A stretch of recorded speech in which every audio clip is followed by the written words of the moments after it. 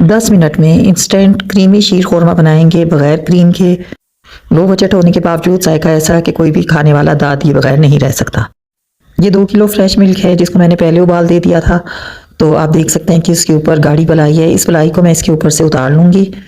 अभी ये दूध ठंडा है तो फिर इसके ऊपर से बलाई उतारने के बाद मैं इसके नीचे फ्लेम ऑन कर दूंगी। दूसरी सूरत में अगर आप लोग टेट्रा मिल्क पैक इस्तेमाल करते हैं तो वो ऑलरेडी इतना गाढ़ा होता है कि उसको बहुत ज़्यादा पकाने की ज़रूरत नहीं होती। लेकिन इसको भी कम वक्त में कैसे शीर बनाएंगे मैं आपको बताती हूँ।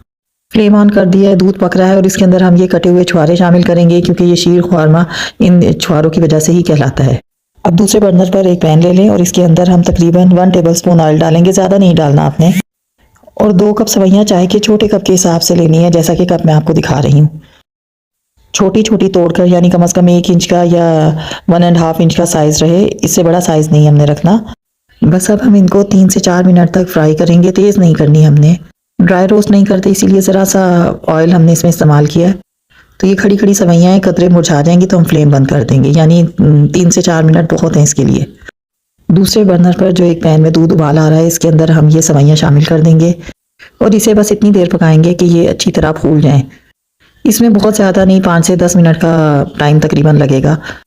ये तकरीबन 100 ग्राम सवैयाँ हैं। अगर आप 150 ग्राम का पैकेट लेते हैं तो उससे भी अंदाज़ा कर सकते हैं। और आपके देखेंगे कि बड़ी परफेक्ट इनकी कंसिस्टेंसी आती है, बिल्कुल भी ओवरलोडेड नहीं होती दूध में और ना ही बहने वाली। ये स्पेशल और सीक्रेट टिप है इसकी। यहाँ जो बलाई मैंने शुरू में दूध पे से उतारी थी उसको अच्छी तरह फेंट के इस दूध के अंदर शामिल कर देंगे। जैसा कि मैंने आपको बताया कि अगर गाढ़ा दूध है तो उसमें ज़रूरत नहीं है, जबकि अगर फ्रेश मिल्क है तो फ्रेश मिल्क सारे पहले ही ख़रीद के रखते हैं तो उसके ऊपर जो बलाई आ जाती है उसको इस तरीके से शामिल कर देंगे। अब इसको पकने के लिए 2 से 4 मिनट का टाइम देंगे। इसके बाद इसमें 1 कप चीनी शामिल कर देंगे। सुपर डुपर शीर खोरमा बनाने के लिए ये बड़ी परफेक्ट मेजरमेंट है। आपको देखेंगे कि इस मेजरमेंट से एक दफ़ा का बनाया गया शीर खोरमा आप हमेशा याद रखेंगी।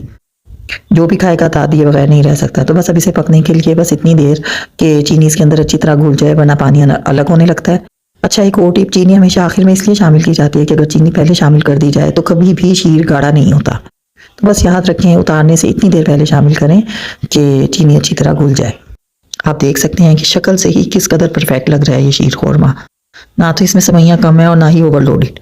और गार्निश करने के लिए जो ड्राई फ्रूट आपको पसंद है वो इस्तेमाल करें। मैं आपको एक चम्मच से चेक कराती हूँ कि किस कदर इसका क्रीमी टेक्सचर है, जबकि हमने इसमें ना कोई क्रीम इस्तेमाल की है और ना ही मिल्क पाउडर। बहुत सारी दाद वसूल करने के लिए एक बार इस तरीके से बनाएं। अल्लाहुम्मा सल्ली अला मुहम्मदिन व आलि मुहम्मद।